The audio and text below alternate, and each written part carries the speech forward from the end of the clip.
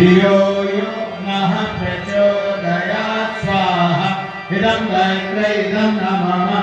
ॐ भूर्भुवस्सुवः तत्सवितुर्वरेण्यं भर्गो देवस्य धीमहि धियो यो नः प्रचोदयात् स्वाहा इदं गायत्र्यै इदं नमः